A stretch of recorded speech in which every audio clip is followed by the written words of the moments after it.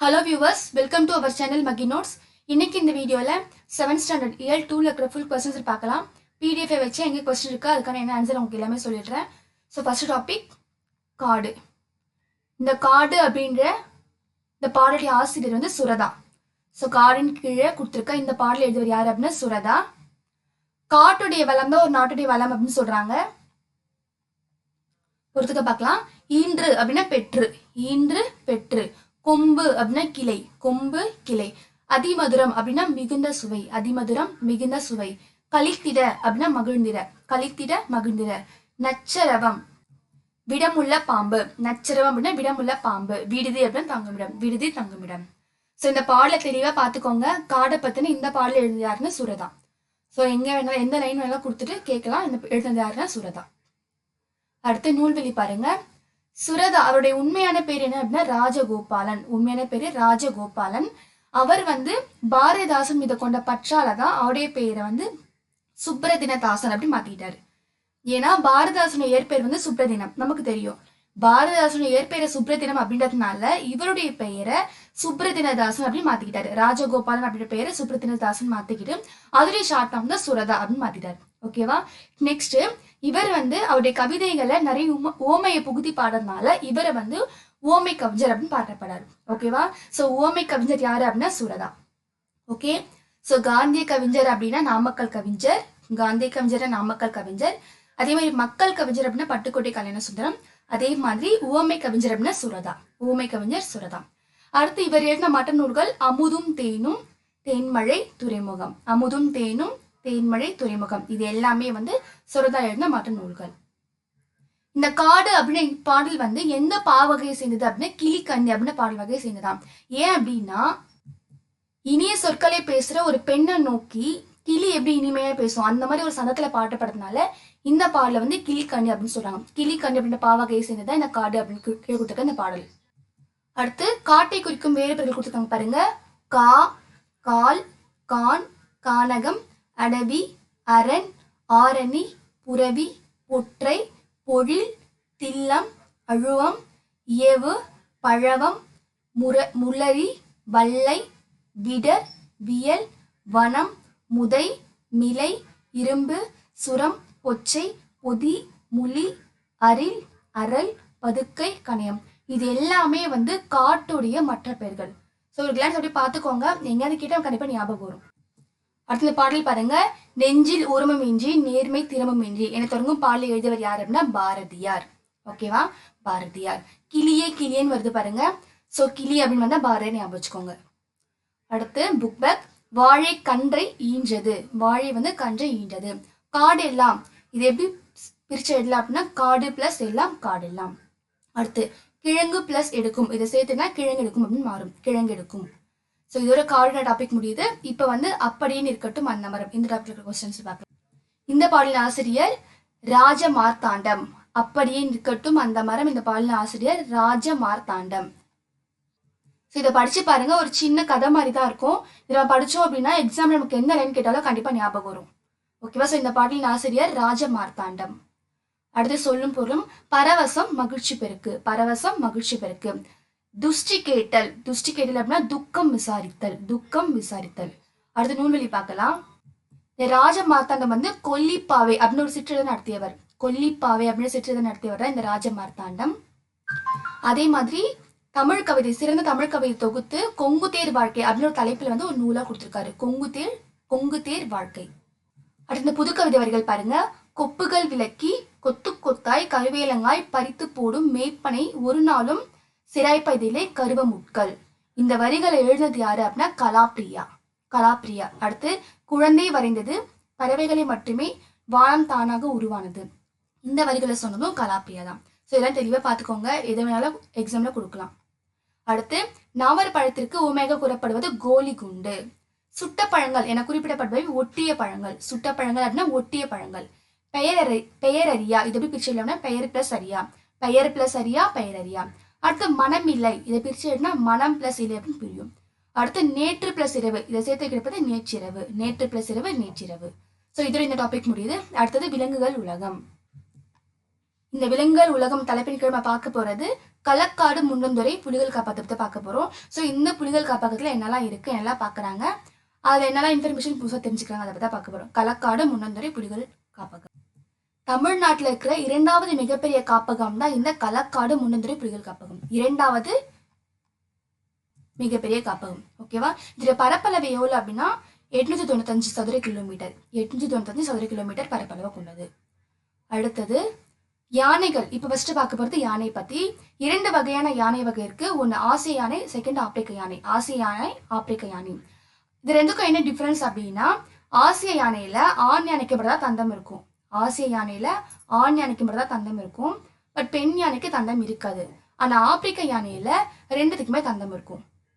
அது மட்டும் கிடையாது, உயரம், நிறம், நகம் மாதிரி சில டிஃபரன்ஸ் இருக்கும். ஓகேவா? இதான் இந்த 2 யானைக்குள்ள டிஃபரன்ஸ். அடுத்து யானைகள் எப்பவுமே கூட்டமாக தான் வாழும்.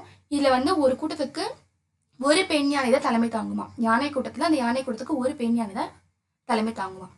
அடுத்து ஒரு யானை ஒரு நாளுக்கு 250 கிலோ புல், இலை, தழை எல்லாமே சேர்த்து சாப்பிடுமா. 250 கிலோ சாப்பிடுமா. அது மட்டும் இல்ல, அதுக்கு குடிக்கிறதுக்கு 65 லிட்டர் தண்ணி தேவைப்படுமா. 65 லிட்டர். 250 கிலோ சாப்பிடும், 65 லிட்டர் தண்ணி தேவைப்படும். அடுத்து யானைக்கு மிகுந்த நினைவாற்றல் இருக்கு. நெக்ஸ்ட் பாசம் நிறைந்த விலங்கும் கூட. அடுத்து யானைக்கு கண் பார்வை ரொம்ப கம்மியா இருக்குமா. அதே மாதிரி கேட்கும் ஆற்றலும் மோப்பு ஆற்றலும் ரொம்ப அதிகமா இருக்குமா. கண் பார்வை குறைவு, கேட்கிற சக்தி, மோப்பு சக்தியெல்லாம் அதிகமா இருக்கும். அடுத்து பாக்ஸ் பாருங்க. தமிழ்நாட்டில் வனக்கல்லூரி அமைந்துள்ள இடம் எது அப்படின்னா மேட்டுப்பாளையம். கோவை மாவட்டத்தில் இருக்கிற மேட்டுப்பாளையம். இங்கதான் வனக்கல்லூரி இருக்கு. மேட்டுப்பாளையம், கோவை மாவட்டம். அதே மாதிரி கோவையில் இருக்கிற தமிழ்நாடு வேளாண் பல்கலைக்கழகத்துல பிஎஸ்சி ஃபாரஸ்ட்ரியும் எம்எஸ்சி ஃபாரஸ்ட்ரி அந்த 2 படிப்பும் இருக்கு. எங்க? கோவையில வேளாண்மை பல்கலைக்கழகத்துல. அடுத்து பார்க்க போறது கரடியை பத்தி பார்க்க போறோம். கரடி ஒரு அனைத்துண்ணி. அனைத்துண்ணினா எல்லாத்தையுமே சாப்பிடும். பழங்களையும் சாப்பிடும், தேனை சாப்பிடும், மலர், உதிர்ந்த மலர், காய் எல்லாமே சாப்பிடும். அதே மாதிரி கரையான் ரொம்ப அதுக்கு பிடிக்கும். ஸோ இது எல்லாமே கரடியோடைய உணவு. அடுத்து நன்கு வளர்ந்த ஒரு கரடி எவ்வளவு கிலோ இருக்கும் அப்படின்னா 160 கிலோ. 160 கிலோ. அந்த கரடி தேனீக்களை சாப்பிடும் போது தேனீக்கள் கிட்ட இருந்து கரடி எது காப்பாத்தும் அப்படின்னா அதோட உடம்புல இருக்க அந்த அடர்ந்த முடிதான் அதை காப்பாத்தும். அடுத்து பார்க்க போறது புலியை பத்தி பார்க்க போறோம். புலி மோஸ்ட்லி மனுஷனை தாக்காதான், நைட்ல மட்டும் தான் வேட்டையாடுமா. புலி தனித்து வாழும் இயல்பு கொண்டதா. ஒரு குறிப்பிட்ட இலைக்குள்ள மட்டுமே அந்த புலி வாழுமா. அதே மாதிரி ஒரு குறிப்பிட்ட இலைய ஒரு புலி இருந்தா இன்னொரு புலி அந்த இலைக்குள்ள போகாதான். அதே மாதிரி கருவுற்ற புலியானது 90 நாட்களில் 2 அல்லது 3 குட்டிகள் இடும். 90 நாட்கள்ல 2 அல்லது 3 குட்டிகள் இடுமா. அந்த குட்டிகளை 2 வருஷம் வளர்க்குமா. அதுக்கப்புறம் அதுக்கு வேட்டையாடி தெரிஞ்சதுக்கு அப்புறம் அதுக்குன்னு ஒரு எல்லையை பிரிச்சு கொடுத்துருமா. ஸோ தனித்தனியா ஒவ்வொரு இலைக்குள்ள வாழுமா. ஸோ 90 நாட்கள் கருவுற்று 2 அல்லது 3 குட்டிகளை விடுமா. அடுத்து ஒரு காட்டுடைய வளத்தை குறிக்கும் குறியீடு எது அப்படின்னா புலிதான். புலிதான் ஒரு காட்டுடைய வளத்தை குறிக்கும் குறியீடா. அதாவது கரடியை பண்புள்ள விலங்குன்னு சொல்லுவாங்களா. ஏன் அப்படின்னா தனக்கு எவ்வளவு தேவையோ அதை மட்டும் சாப்பிட்டு அதுக்கப்புறம் வேற எந்த விலங்கு அதை வேட்டையாடதான். அதுக்கு தேவையான மட்டும் எடுத்துட்டு அதுக்கப்புறம் விட்டுருமா. ஸோ அதனால பண்புள்ள விலங்குன்னு சொல்லுவாங்களாம் கரடியை. அடுத்த காட்டுக்கு அரசன் யாரு? சிங்கம். சிங்கத்தை பத்தி பார்க்க போறோம். அதே மாதிரி சிங்கத்திலேயே 2 வகை இருக்கா. ஆசிய சிங்கம், ஆப்பிரிக்க சிங்கம் 2 வகை இருக்கு. குஜராத் மாநிலத்தில் இருக்கிற கிர் சரணாலயத்துல மட்டும்தான் ஆசிய சிங்கங்கள் இருக்குமா. குஜராத்ல இருக்கிற கிர் சரணாலயத்துல மட்டும்தான் ஆசிய சிங்கங்கள் இருக்குமா. இயற்கை விஞ்ஞானிகள் புலியை தான் காட்டுக்கு அரசு சொல்லுவாங்களா. ஏன் அப்படின்னா நீளம், உயரம், பருமன், எடை, பலம் இது எல்லாத்துலயுமே சிங்கத்தோட கம்பேர் பண்ணும்போது புலிதான் ரொம்ப உயர்ந்ததா. அதனால விஞ்ஞானிகள் சிங்கத்தை காட்டிலும் புலியதான் காட்டுக்கு அரசுன்னு சொல்லுவாங்க. அடுத்து பார்க்க போறது மான். இந்தியால சருகுமான், மிலாமான், பெலிமான் அப்படின்னு சொல்லி பல வகையான மான்கள் இருக்கா. பட் எல்லா மான்களும் கம்பேர் பண்ணும்போது நம்ம நாட்டில் இருக்கிற புலி மான்கள் தான் ரொம்ப அழகா இருக்குமா. அடுத்து புக் பேக். ஆசிய யானைகளில் ஆண் பெண் யானைகளை வேறுபடுத்துவது எது அப்படின்னா தந்தம். அடுத்த தமிழகத்தில் புலிகள் காப்பகம் எங்க இருக்கு அப்படின்னா முண்டந்துறை. காட்டாறு இது பிரிச்சதுன்னா காடு பிளஸ் ஆறுன்னு பிரியும். காடு பிளஸ் ஆறு காட்டாறு. நெக்ஸ்ட் அனைத்துண்ணி இது எப்படி பிரிச்சிடலாம் அப்படின்னா அனைத்து பிளஸ் உண்ணி அனைத்துண்ணி. அனைத்து பிளஸ் உண்ணி அனைத்துண்ணி. நேரம் பிளஸ் ஆகி இதை சேர்த்துனா நேரமாகி அப்படின்னு மாறும். நேரம் பிளஸ் ஆகி நேரமாகி. வேட்டை பிளஸ் ஆடிய இதை சேர்த்துனா வேட்டையாடி அப்படின்னு மாறும். வேட்டை பிளஸ் ஆடிய வேட்டையாடிய. அடுத்து காட்டின் வளத்தை குறிக்கும் குறியீடு எது அப்படின்னா புலி. யானை கூட்டிற்கு ஒரு பெண் யானை தான் தலைமை தாங்கும். கரடிகளை தேனீக்களிடமிருந்து காப்பது அதன் முடி. அடுத்து இந்திய வனமகன். இந்திய வனமகன் யாரு அப்படின்னா ஜாதவ் பயங். ஜாதவ் பயங் ஏன் அப்படின்னா அவர் தனியால ஒரு காட்டை உருவாக்கியிருப்பாரு. ஸோ அதனாலதான் அவர் வந்து இந்திய வனமகன் அப்படின்னு சொல்லுவாங்க. இந்திய வனமகன் யாரு அப்படின்னா ஜாதவ் பயங். அவர் என்ன நாட்டை சேர்ந்தவர் அப்படின்னா அஸ்ஸாம் மாநிலத்தில் இருக்கிற ஜோர் விராட் அப்படின்ற மாவட்டத்தை சேர்ந்தவர். அஸ்ஸாம் மாநிலத்துல ஜோர் விராட். ஸோ எங்க வந்து அவர் ஒரு காட்டை உருவாக்கியிருப்பாரு அப்படின்னா பிரம்மபுத்திரா ஆற்று நடுவில் உள்ள ஒரு மிகப்பெரிய தீவுல 30 ஆண்டுகள் ஒரு தன்னுடைய கடின உழைப்பால ஒரு பெரிய காட்டை உருவாக்கியிருப்பாரு. அது யாரு அப்படின்னா ஜாதவ் பயங். அதனாலதான் அவர் வந்து இந்தியாவின் வனமகன் அப்படின்னு சொல்றாங்க. அடுத்து இங்க பாருங்க, நமக்கு தெரியும் மண்புழு தான் வந்து ஒரு மண்ணுடைய வளத்தை அதிகப்படுத்தும் நம்ம சொல்லுவோம். அது மட்டும் கிடையாதான், சிவப்பு கட்டெருமும் அதுக்கு உதவுதான். எதுக்கு? மண்ணுடைய வளத்துக்கு சிவப்பு கட்டெருமாலும் யூஸ் ஆகுது அப்படின்னு சொல்லுவோம். ஸோ எப்போ வந்து இவருக்கு இந்திய வனமகன் அப்படி பட்டம் கிடைச்சது அப்படின்னா 2012 ஜவஹர்லால் நேரு பல்கலைக்கழகம் வந்து இந்திய வனமகன் அப்படி படத்தை வந்து அவருக்கு கொடுத்துச்சு. அதுக்கப்புறம் 2015 இந்திய அரசு பத்மபூஷன் விருது கொடுத்துருக்காங்க. 2015 பத்மபூஷன் அவார்டு வந்து யார் கொடுத்தா அப்படின்னா இந்திய அரசு. அடுத்து இந்த ஜாதவ் பயங்குக்கு கவுஹாத்தி பல்கலைக்கழகம் வந்து மதிப்பூர் முனைவர் படத்தை கொடுத்துருப்பாங்க. ஓகேவா? ஸோ மொத்தம் 3 அவார்டு. 2012 ஜவஹர்லால் நேரு பல்கலைக்கழகத்துல இருந்து இந்திய வனமகன் படத்தை கொடுத்துருப்பாங்க. 2015 இந்திய அரசு பத்மபூஷன் அவார்டு கொடுத்துருப்பாங்க. அடுத்து கவுஹாத்தி பல்கலைக்கழகம் வந்து மதிப்பூர் முனைவர் படத்தை கொடுத்துருப்பாங்க. ஸோ 3 அவார்டு யாருக்கு அப்படின்னா இந்த ஜாதவ் பயங்குக்கு. அவர் தான் இந்தியாவுடைய வனமகன். அடுத்து இலக்கணம் புக் பேக் மட்டும் நான் சொல்றேன். இலக்கணம் தான் தனி வீடியோ உங்களுக்கு அப்லோட் பண்றேன். வேட்கை என்னும் சொல்லின் அகர குறுக்கம் பெரும் மாத்திரை என்னதான் 1. மகர குறுக்கம் இடம்பெறாத சொல் பணம் கிடைத்தது. சொல்லின் முதலில் மட்டுமே இடம்பெறுவது ஔகார குறுக்கம். அடுத்து எதிர்ச்சொல் மகளிர் ஆடவர். மகளிர்னா ஆடவர். பெண் ஆண். பெண் ஆண். சிறுவன் சிறுமி. சிறுவன் சிறுமி. அரசன்னா அரசி. அரசன் அரசி. மாணவன் மாணவி. தோழி அப்படின்னா தோழன். அடுத்தது பிழை திருத்தி சரியாக எழுதுக. இதுல பாத்தீங்கன்னா கண்ணகி சிலம்பு அணிந்தான் அப்படின்னு இருக்கு. அணிந்தாள் அப்படின்னு வரும். அதே மாதிரி கோவலன் சிலம்பு விற்க போனான் அப்படின்னு வரணும். அரசர்கள் நல்லாட்சி செய்தார்கள் அப்படின்னு மாறணும். பசு கன்றை ஈஞ்சது அப்படின்னு வரும். மேகங்கள் சூழ்ந்து கொண்டன அப்படின்னு வரும். குழலி நடனம் ஆடினாள் அப்படின்னு வரணும். அடுத்து இந்த விடுக்கிறதுக்கு ஆன்சர் ஃபர்ஸ்டுக்கு வந்து அணில், செகண்டுக்கு குதிரை, தேர்டுக்கு வந்து சங்கு. அடுத்து கலைச்சொல் தீவு அப்படின்னா ஐலாண்ட். தீவு அப்படின்னா ஐலாண்ட். இயற்கை வளம் நேச்சுரல் ரிசோர்ஸ். வனவிலங்கு வைல்ட் அனிமல்ஸ். வன பாதுகாப்பாளர் ஃபாரஸ்ட் கன்சர்வேட்டர். உவமை பேரபிள். காடு ஜங்கிள். வனவியல் ஃபாரஸ்ட்ரி. பல்லுயிர் மண்டலம் பயோடைவர்சிட்டி. அடுத்து திருக்குறள் பார்க்கலாம். திருக்குறளின் ஆசிரியர் திருவள்ளுவர் நமக்கு தெரியும். அதே மாதிரி அவர் வந்து 2000 ஆண்டுக்கு முற்பட்டவர்.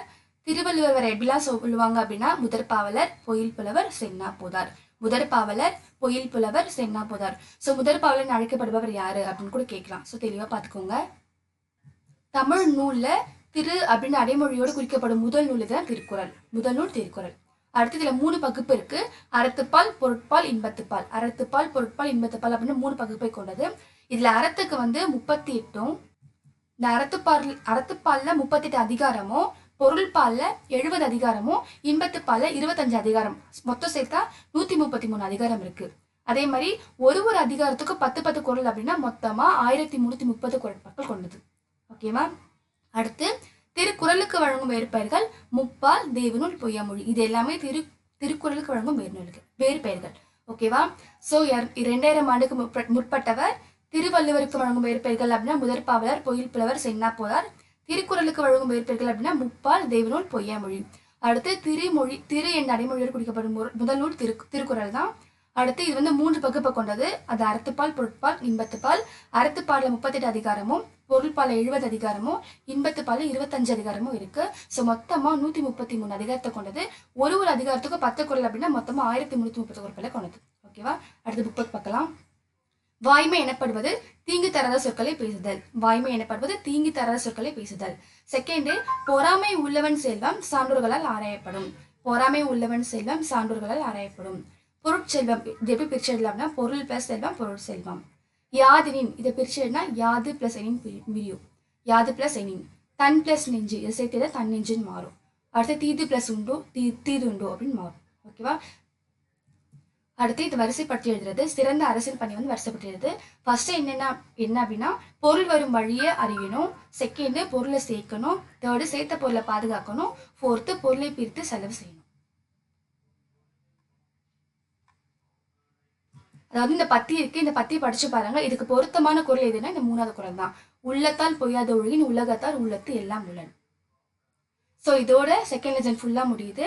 திருக்குறள் மட்டும் நான் உங்களுக்கு தனி வீடியோ அப்லோட் பண்ணுறேன். ஸோ டிஎன்பிஎஸ்சி ப்ரிப்பேர் பண்ண உங்கள் ஃப்ரெண்ட்ஸுக்கு எல்லாருக்கும் ஷேர் பண்ணுங்கள். தேங்க்ஸ் ஃபார் வாட்சிங்.